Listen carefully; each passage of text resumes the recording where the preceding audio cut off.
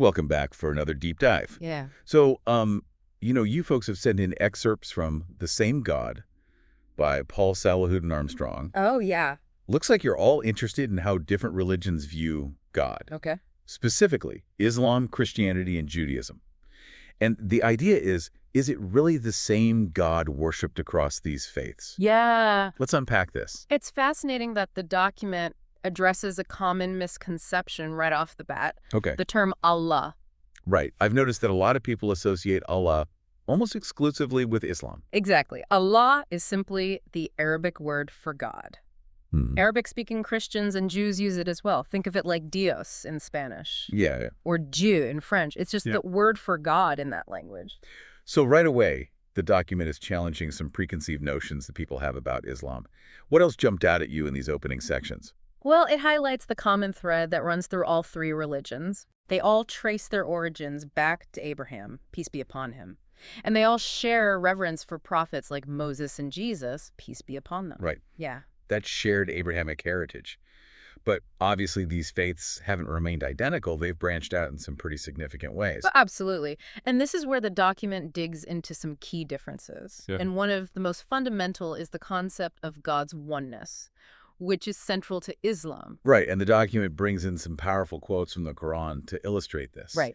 And your God is one God. There is no God but He, most gracious, most merciful. Yeah.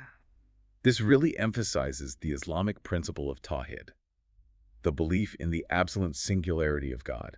And it's important to note that this emphasis on God's unity isn't unique to Islam. Right. The Shema Yisrael prayer in Judaism, for instance, also declares God's oneness. So this concept appears to be a cornerstone across multiple faiths. Okay, now here's where things get really interesting. Okay. The document brings up this story of Arius, a 4th century Christian priest. Oh yeah, Arius. He caused quite a stir back then. He did. He challenged the very idea of the Trinity, a core doctrine of Christianity.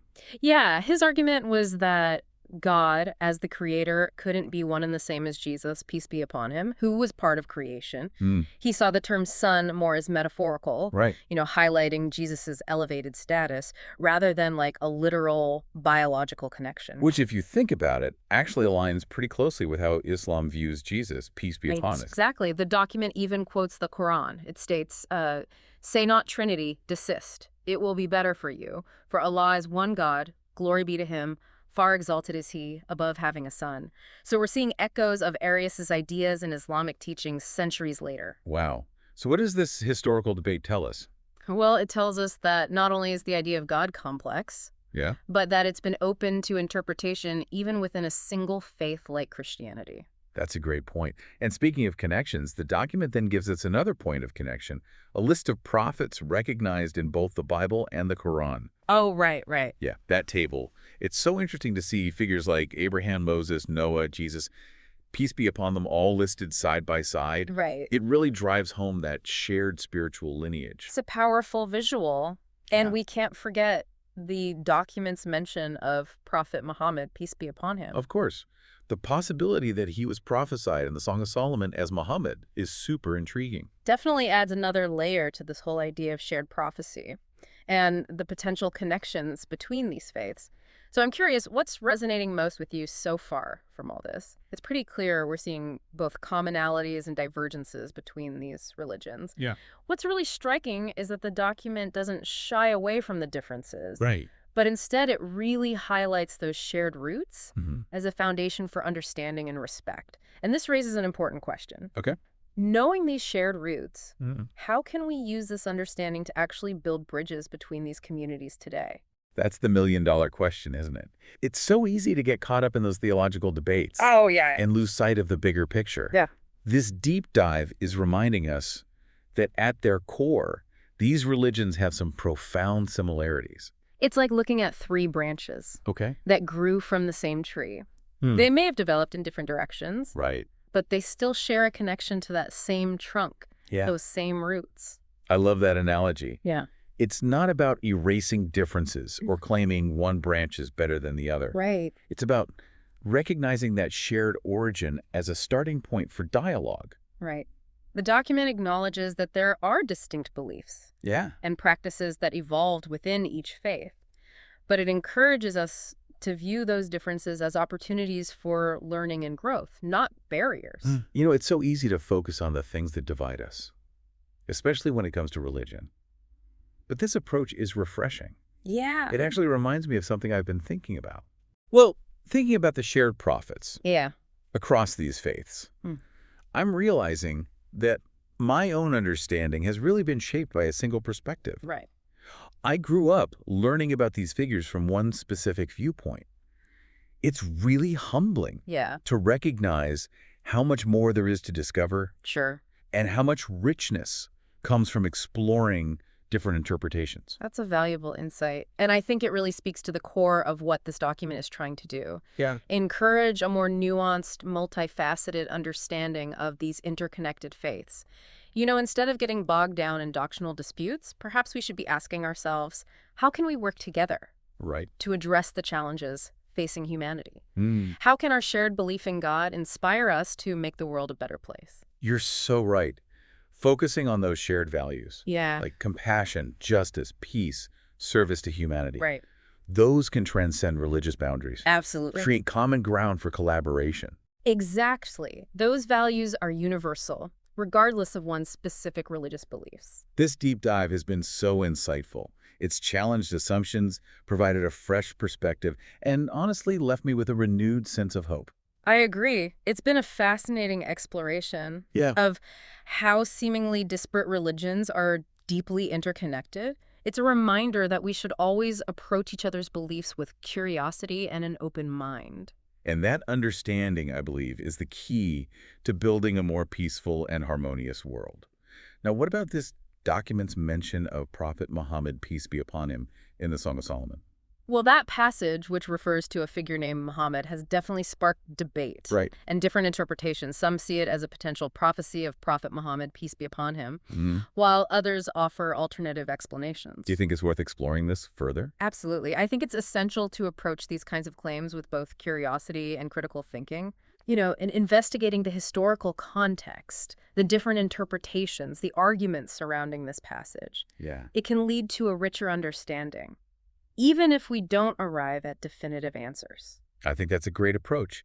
It reminds us that the pursuit of knowledge and understanding is an ongoing journey, Exactly. not a destination. What else stands out to you about this potential connection? What I find fascinating is that it brings up the whole question of how prophecies are understood and interpreted across different religious traditions. Hmm. It challenges us to think about the ways in which divine messages might be conveyed Right. and how those messages might resonate across time and cultures. That's a really thought-provoking point.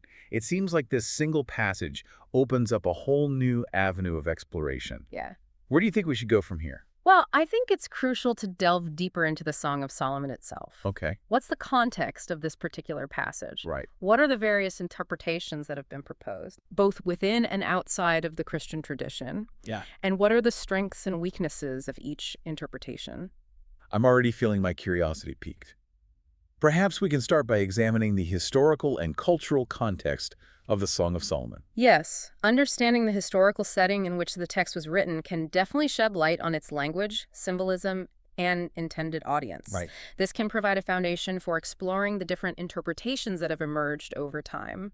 And I'm also curious about the linguistic connections. Yeah. You mentioned earlier how the names of prophets often differ between the Bible and the Quran Right. due to linguistic evolution. Exactly. Could this play a role in understanding the Muhammad reference? That's a great question.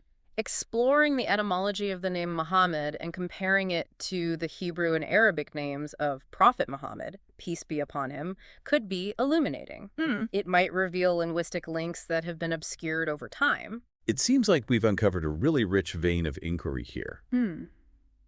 What would you say is the key takeaway for our listener as we continue this deep dive into the Muhammad reference? I think the key takeaway is to approach this topic with an open mind and a willingness to consider multiple perspectives. Okay. There's no need to shy away from complexity or ambiguity. Instead, let's embrace the opportunity to delve deeper, to learn from different viewpoints, and to expand our understanding of these interconnected faiths. Beautifully said. And I think that spirit of open-mindedness is crucial, not just for understanding religious texts, but for navigating our increasingly diverse and interconnected world. Right. So as we move forward, let's remember to approach this exploration with both intellectual rigor and a genuine desire to learn from one another. It feels like we've kind of stumbled onto this fascinating puzzle. It reminds me of something else the document touched on, those variations in prophets' names between the Bible and the Quran. Oh, right, yeah. That's all due to the evolution of language Mm. over time across different cultures. Right. For example, you know the prophet we know as Jesus in English. Yeah. He was likely called Yeshua in Aramaic, Yeah. which is closer to the Arabic Isa, peace be upon him. Right.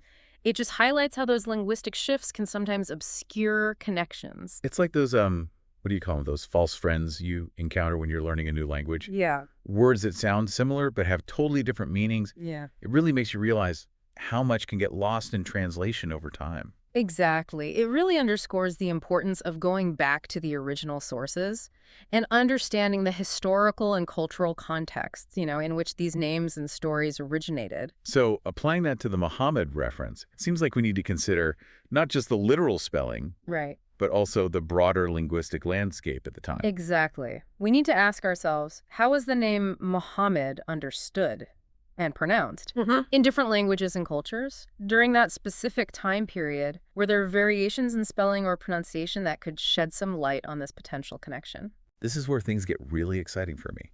It's like we're piecing together a historical and linguistic puzzle, trying to uncover these hidden connections. Yeah. It's a good reminder that exploring these topics often requires us to think beyond just the surface level and to kind of embrace a multidisciplinary approach. Right. We need to consider history, language, culture, theology to fully appreciate the complexities involved. So where do we go from here? What are some next steps, some avenues for further exploration? Well, I think one path is to delve deeper into the scholarly work that's already been done on this subject. Okay. There are theologians, historians, linguists who've dedicated their lives to studying these connections and interpreting these texts. Examining their research can provide valuable insights and guide our own exploration. It also seems like engaging with different faith communities could be valuable. Absolutely. Hearing firsthand perspectives from Jewish, Christian, and Muslim scholars could offer new insights For sure. and maybe even challenge some of our assumptions. Interfaith dialogue is crucial for fostering understanding and breaking down those stereotypes. By engaging in respectful conversations with people from different backgrounds, we can broaden our perspectives and gain a deeper appreciation for the richness and diversity of human religious experience. This deep dive has been incredible, a whirlwind of information and insights. We've gone from the meaning of Allah to the shared Abrahamic heritage, explored theological debates, and even dug into the intricacies of biblical prophecy. Yeah, and along the way, I think we've been reminded of the importance of curiosity, open-mindedness, and a willingness to embrace complexity. These qualities are essential not just for understanding religion, but for navigating our increasingly interconnected world. Couldn't have said it better myself. Yeah. So for our listeners who've been on this journey with us, what's the one key takeaway you hope they leave with today? I think it's this. The search for understanding, especially when it comes to matters of faith, is an ongoing process. There are always more layers to uncover, more perspectives to consider, and more connections to be made. Embrace the journey, stay curious, and remember that the pursuit of knowledge is a lifelong endeavor. Well said. And on that note, we'll wrap up this deep dive. Thank you for joining us on this exploration of the same God. May your journey of discovery continue.